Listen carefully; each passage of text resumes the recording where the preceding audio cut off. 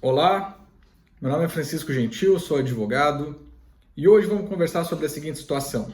Contrato de aluguel chegou ao fim, não vai ter renovação e começa a seguinte dor de cabeça. O dono do imóvel ou a imobiliária falam para o inquilino que ele precisa pintar a parede, porque quando ele entrou ela estava pintada.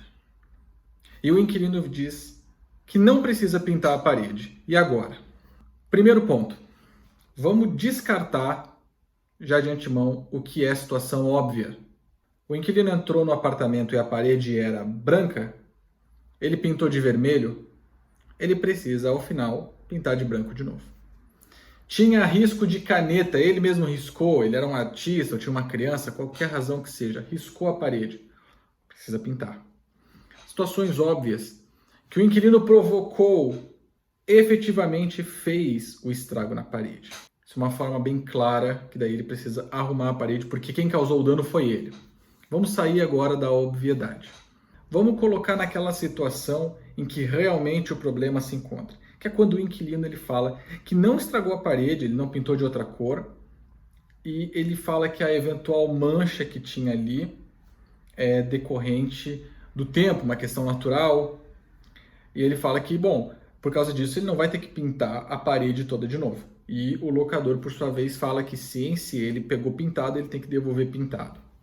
Esse é o impasse que geralmente acontece nesse assunto, vamos trabalhar em cima disso.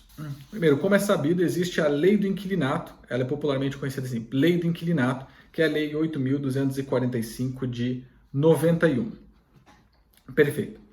Vamos ver o que o artigo 23 da lei fala. O locatário, ou seja, o inquilino, é obrigado a restituir o imóvel, fim da locação, no estado em que o recebeu, salvo as deteriorações decorrentes do seu uso normal. Veja bem, nada na lei está por acaso. Não se pode ignorar nenhum pedaço da lei, salvo as deteriorações decorrentes do seu uso normal. Certo?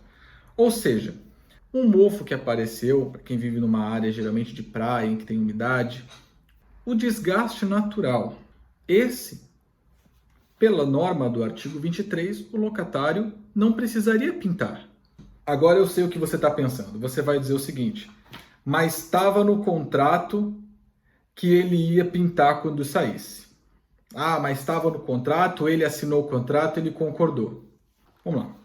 No direito brasileiro, existem dois tipos de normas. Norma cogente. O que é cogente? Agora começou a linguagem jurídica. Imperativo. Aquilo que não pode mudar. A lei diz que é dessa forma, não pode mudar, mesmo que concorde com isso, as partes não podem dispor em contrário. E o segundo tipo de norma são as normas dispositivas, que essas sim, as partes podem modificar, não precisam seguir exatamente o que está na lei, elas podem negociar à vontade. Quer um exemplo de norma cogente, imperativa, que não pode mudar? Salário mínimo, norma cogente. Ou seja, a pessoa tem que receber pelo menos o salário mínimo. E se eu negociar com ela? A gente fez um contrato, a gente fez um acordo que ela vai receber somente R$ 500, nem metade do salário mínimo. Ela é válida porque a pessoa assinou o contrato, ela concordou com isso. Não é válida, é totalmente nula e o contrato, ou menos essa cláusula do contrato, vai ser totalmente desconsiderada. Totalmente nula, totalmente abusiva, porque é norma cogente, é norma imperativa. A lei não permite que as partes negociem o dispositivo da lei. Agora, você quer um exemplo de norma dispositiva? O foro de eleição. Já percebeu que no final do contrato tem assim, as partes elegem o foro da comarca de Tananã, cidade de São Paulo, Rio de Janeiro, Florianópolis, para dirimir qualquer questões relativas a esse contrato. Ótimo. Vocês podem colocar a cidade que você quiser. Ah, eu quero. Se der problema, a gente vai... Se der problema nesse contrato, nós iremos discutir lá em Florianópolis. Se der problema nesse contrato, nós iremos discutir em Itapema. Nós iremos discutir em Itajaí. Norma dispositiva. As partes podem eleger da forma que quiser. Perfeito. Entendido esse conceito, Vamos agora para o artigo 22 da Lei 8.245 de 1991, a Lei do Inquilinato, que ela fala o seguinte: o locador, dono do imóvel, é obrigado a, inciso 8º, pagar os impostos e taxas e ainda o prêmio de seguro complementar contra fogo que incidam ou venham a incidir sobre o imóvel, salvo disposição expressa em contrário no contrato. Isso é muito importante. Por quê? Você aluga um imóvel, você é o dono ou você é o locatário, já deve ter passado pela experiência de colocar o IPTU para o locatário pagar, para o inquilino pagar.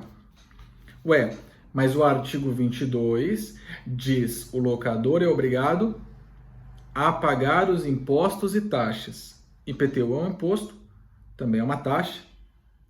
Era o dono do imóvel que teria que pagar, né? Mas olha só, salvo disposição expressa em contrário no contrato. Lembra do conceito que eu falei antes? Isso aqui é uma norma dispositiva, ou seja, a lei permite que as partes disponham em contrário. É assim que nós identificamos se uma norma ela é imperativa ou ela é dispositiva. Diferente do artigo 23 que eu li antes, que não coloca salvo disposição expressa em contrário ou qualquer outra norma que permita entender que é possível negociar. Aí você fala assim, não, porque o artigo 23 também é uma norma dispositiva.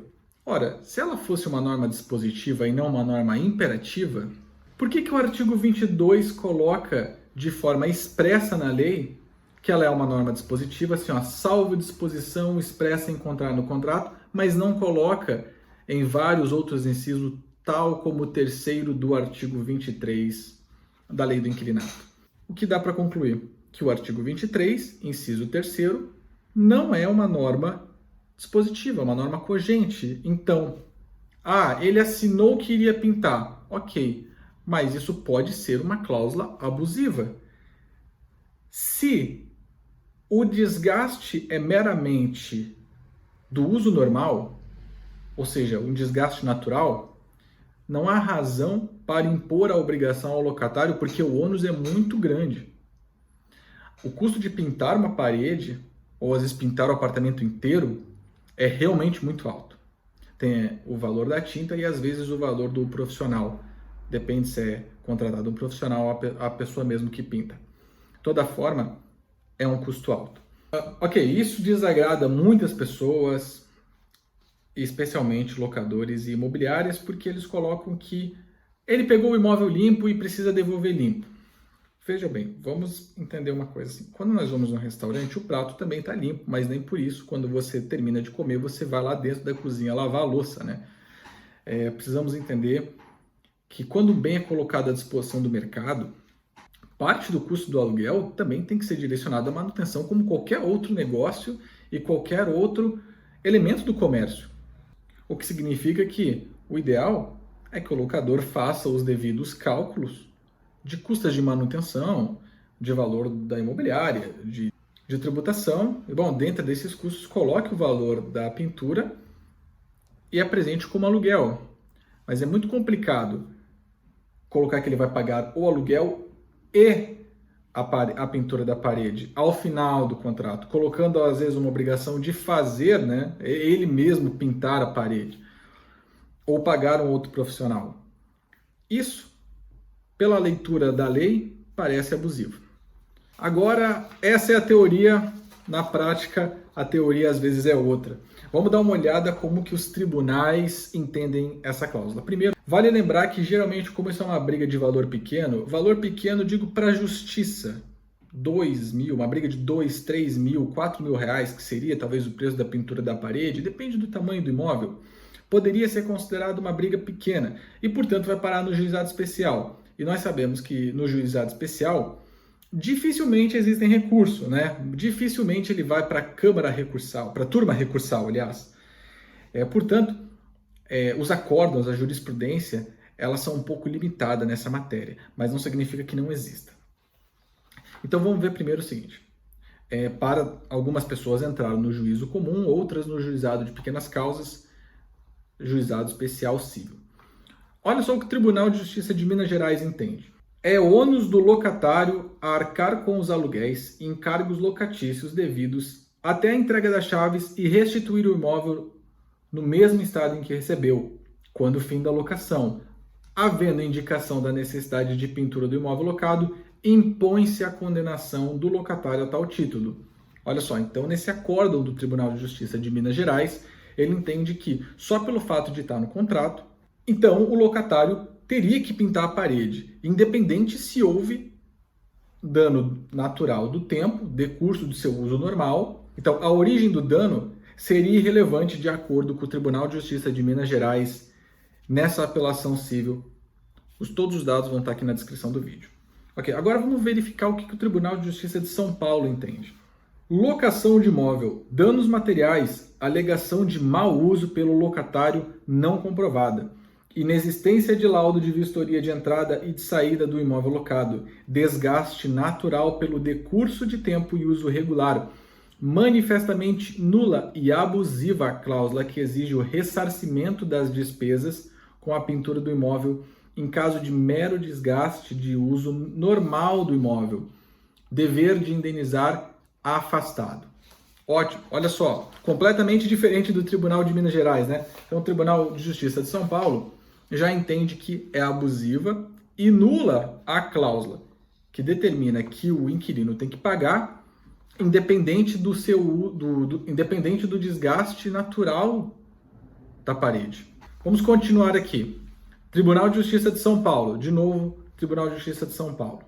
Ressalta-se, ademais, que o locatário não tem obrigação de devolver o imóvel totalmente livre de deteriorações decorrentes do uso normal do imóvel locado, razão pela qual revela-se imprescindível que a alegação de existência de danos no imóvel não decorrente do uso normal seja devidamente aferida em vistoria conjunta ou por perícia judicial. Ônus da prova que compete ao locador. Outro acórdão do Tribunal de Justiça de São Paulo que destaca essa questão do uso natural, do uso normal do imóvel. Mais um. Tribunal de Justiça de São Paulo também. Está cheio de Tribunal de Justiça de São Paulo aqui. O locatário não tem obrigação de efetuar pintura nova ao entregar o imóvel locado se o desgaste decorreu da ação do tempo. Artigo 23, inciso 3º da Lei 8.245 de 91. Reto e direto, né? Aqui usou poucas palavras que foi possível entender completamente, né? Agora vamos para o Tribunal de Justiça de Santa Catarina. Cláusula que instituiu a obrigação de restituição do imóvel com pintura nova, afastamento, exige do artigo 23, inciso 3º da Lei 8245 de 1991. E no voto, o relator coloca: a Lei de Locações determina em seu artigo 23, inciso 3º, que o locatário é obrigado a restituir o imóvel no final da locação, no mesmo estado em que recebeu, salvo as deteriorações decorrentes do seu uso normal. Para fazer jus à indenização, o locador deve comprovar que as avarias no imóvel foram promovidas pelo locatário, que tem o dever legal e contratual de restituir a coisa no mesmo estado de conservação em que recebeu. A vistoria inicial é imprescindível para que seja realizada a comparação do que nela tiver sido anotado com os apontamentos obtidos na vistoria final e verificar, então, se o imóvel está sendo devolvido em situação pior do que quando iniciada a locação. Se ausente, não há como concluir seguramente que eventuais avarias não existiram desde quando o imóvel foi entregue ao locatário. Ótimo. Então aqui o Tribunal de Justiça até destaca a importância da vistoria, né? Afinal de contas, como é que você vai provar de que não foi desgaste natural? Como é que você vai provar que qualquer avaria no imóvel foi praticada pelo locatário se você não tem a vistoria inicial? Porque depois você vai fazer a final e tem que fazer o comparativo. Então, vale lembrar, nenhuma das vistorias vai ter muito efeito se for feita de forma isolada, né? Se você só tem a vistoria inicial ou você só tem a final, não vai ter muita utilidade, né? Vai ser meia prova, mas você vai precisar das duas para poder fazer o comparativo. As duas, elas formam um conjunto probatório só. Bom, então o que a gente pode concluir? Que não há um consenso geral, nem entre os juristas, nem entre a sociedade, se o inquilino precisa pintar a parede quando ele sai do apartamento. O que vale nesse caso? Bom, o primeiro é um bom senso das duas partes. O segundo ponto é a necessidade de você ter uma vistoria inicial e uma final para que o locador possa se proteger e apontar com total certeza que a parede não se encontrava da mesma forma como foi entregue inicialmente. Bom, e o terceiro ponto é, não importa se a pessoa danificou a parede ou não, ele tem que fazer a pintura porque nós acordamos no contrato que seria dessa forma e quando ele entrou estava recém-pintada e quando ele saiu tem que ficar recém-pintada também. Bom, como acabei de demonstrar aqui, não existe consenso. Um juiz vai entender de uma forma, outro vai entender de outra. Se for para o tribunal, a depender do estado em que você está, vai entender de uma forma, outro tribunal vai entender de outra forma. A rigor, a deterioração de uso natural, ela é norma cogente, o que significa que, pela norma, o inquilino não teria essa obrigação. Veja só o cenário. Eu conheço dos argumentos que são utilizados. O inquilino ele concorda no primeiro momento para depois vir com essas coisas da lei, vir com essas brechas. Por que então ele não foi procurar um imóvel em que não seria dessa forma? Ora, a gente sabe que a grande massa dos imóveis que estão para alugar tem essa cláusula de pintar a parede ao sair. E o que isso significa? Que o contrato de aluguel hoje é quase como um contrato de adesão. O contrato de adesão é aquele contrato que você não tem como negociar. Tem que ser dessa forma, se não for dessa forma, vai embora porque tem outro que quer. Então, como que fica a relação negocial nesse sentido? Como é que o direito deveria ver essa situação como uma relação negocial diagonal, ou seja, é um particular negociando com um particular, mas esse particular possui uma vantagem, digamos assim, ele é o dono do imóvel, ele possui uma superioridade. Então, o locatário, ele possui uma hipossuficiência nesse sentido, uma hipossuficiência negociável. A mesma hipossuficiência que prevê o Código de Defesa do Consumidor. São dois particulares negociando, mas o consumidor, por hipossuficiência intelectual do que o empresário, não está em paridade de negociação com ele. Por isso que a lei protege o consumidor. E a lei também tem essa função de proteger os hipossuficientes. E na relação locatícia, a gente pode ver essa relação diagonal também, de dois particulares, mas um está um pouco acima do outro.